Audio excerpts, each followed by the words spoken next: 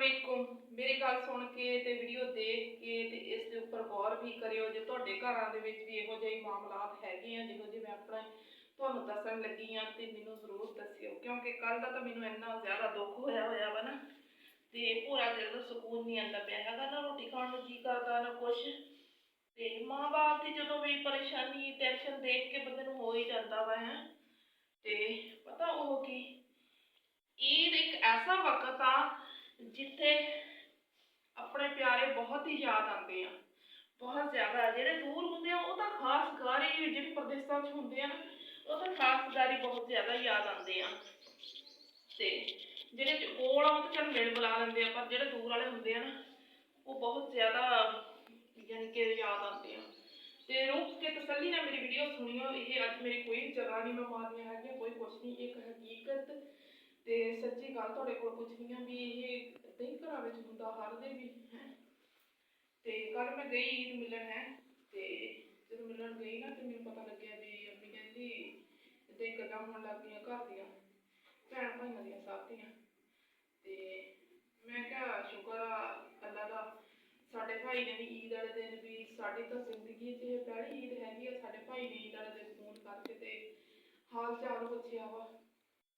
जिंदगी ये साड़ी पहली ईद सी जो साढ़े भाई ने फोन किया हाल चाल पूछे छोटे हैं। तो मैं मैंने ये गल की तो अम्मी कहती अच्छा बड़ी गल है जो तुहाडे भाई ने तुहानूं फोन कर लिया है। तो फिर अम्मी कहती तुहानूं इस गल का पता वा भी तुहाडा अब्बू तो वे दो भाई बाहर होंदे आ। तो अम्मी कहती तुहानूं पता वा भी तुहाडा अब्बू तो सारा दिन ईद पढ़ के आया, तो ईद पढ़ के आके कदे इधर तुरिया जाए कदे इधर तुरिया जाए। तो मैं कहा वो की वजह भी कहती भी एक जिमें भी हो जे वो तो दिल करता सी मैं अपने पुत्तां नाल गल करा है। तो पुत्तां नूं इन्नी ठीक आ प्रदेशों के मामले प्रदेशों के ही होंदे आ, तो बाकी इन्ना ज़्यादा दुख ना दिल भरिया होया वा भी तुरिया इधर जाए एक दिल नूं खिच आवे भी। तो पुत होंदे चलो फोन करन पुछण दसण दोबारा कहण है इन्ने इन्ने साम पाल के। एक साडा उही अब्बू सीगा, यही अब्बू आ जिहने भी यानी कि तहज्जुद हो जाती सी, लोगों के हाल वाई जने काम करी जने हैं, तहज्जुद दी आसान हो जाती सीगी है। तो उदों इन्हां ने घर आना है, तो अम्मी ने सारा खेतों का काम करना है, इन्नियां मेहनतां कर करके सारी रात की कुर्बानियां दे के औलाद नूं सांभिया पालिया कीता है।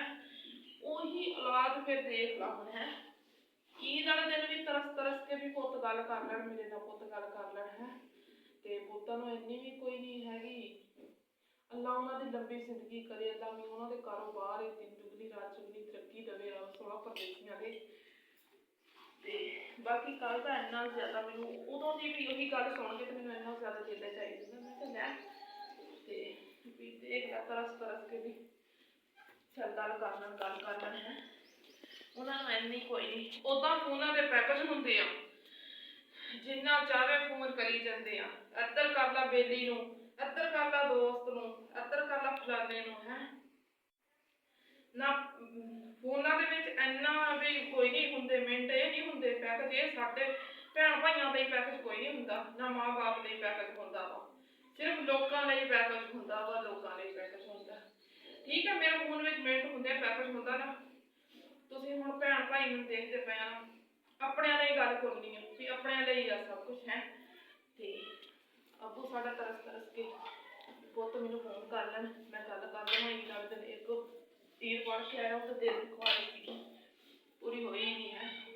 तो फिर 12-1 बजे फिर सौ गया अपना, तो अगले कोई पुछदा ही नहीं है, लागे ही तीवियां नूं नाल विच ही तीवियां नूं दिन रात टाइम कोई नहीं भी बंदियां तो फोन कट देना है, दिन रात फोन चलते पे हैं। तो माँ बाप ईद वाले दिन भी तरसते पे हैं भी साढ़े औलाद सानूं फोन करे सानूं पुछे हाल चाल, मेरी भैन भाई किहनूं दुख सुख दसी किहनूं दसीए पर कोई भी नहीं सुणदा हैगा।